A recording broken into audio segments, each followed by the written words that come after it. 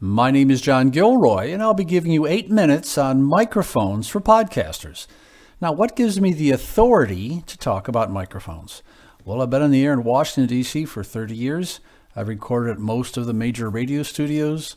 I've recorded in a congressman's office on Capitol Hill. I've recorded at NPR headquarters. I've recorded at, trade shows all over the country. So I've got a lot of experience with microphones. People walk up to me and they say, what kind of microphone should I use for my podcast? And I tell them real simply, microphones are like cars. I live about a mile from a grocery store. I can get a Camry. They sold 300,000 last year. And I go back and forth all day long, probably for the next 10 years, and the car's not going to break down. Camrys are fine.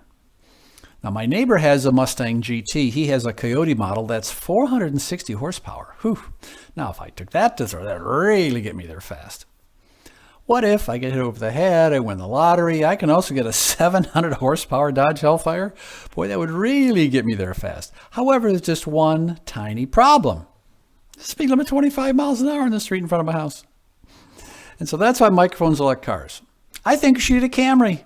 Now, a Camry's not very flashy. Camry's a USB microphone. It'll just never stop. It'll go for 200,000 miles. It's a very good quality. There's no problems with that. Now, let's say, you want to improve the quality a little bit, maybe impress the neighbors. You can't get that Mustang. It's going to cost you more money. And is the juice worth the squeeze? That's really the question. Only you can answer that question.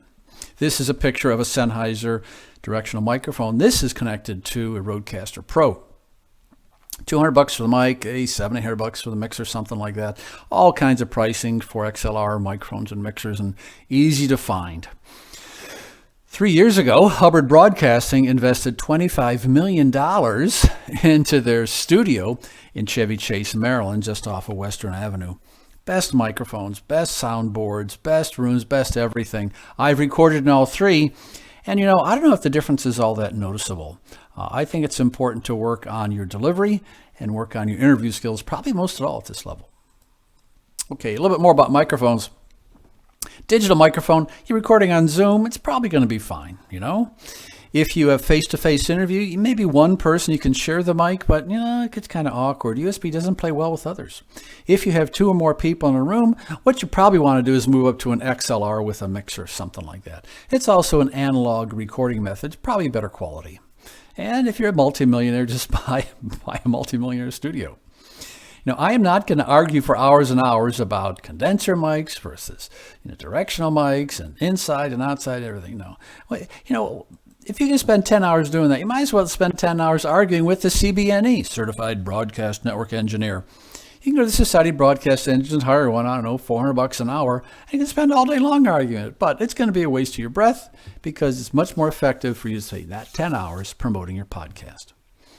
Okay, I have some samples here. I have 5 samples. One from a desktop, the condenser microphone built into a laptop, 2 headsets, and 2 desktops that you might want to consider for podcasting. Let's listen to the HP Envy. This is a test of 5 microphones. The built-in mic in the HP Envy, 2 headset microphones, and 2 desktop microphones.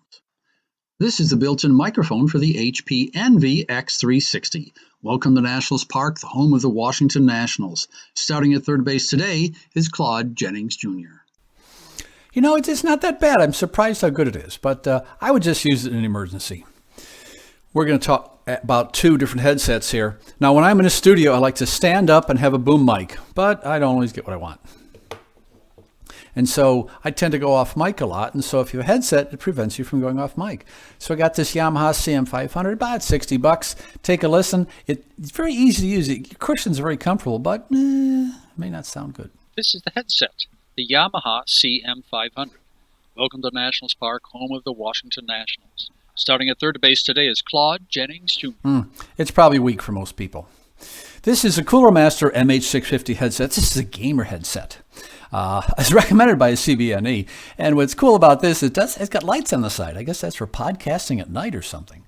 It sounds pretty good. This is what I'm using right now. Let's take a listen. This is a headset, the Cooler Master MH650.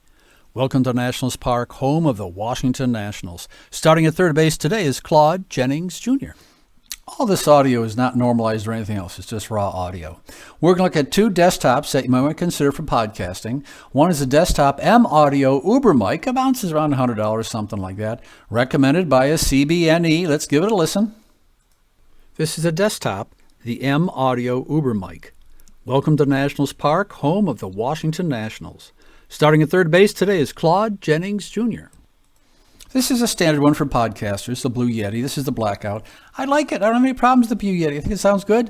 Some people say it overmodulates. Well, let's give it a listen. This is the desktop, the Blue Yeti.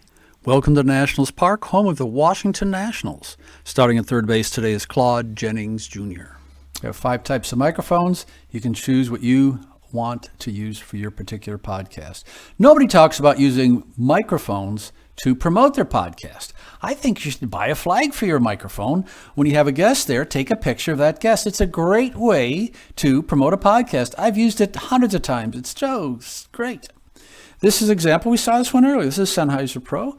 It's a directional microphone, and I have a little flag there. What I do is I use that when I have guests. You can get them all over the place. I paid $145 for 3 of these. They work. This is an example of I podcasted 2 years ago out in Utah, satellite show.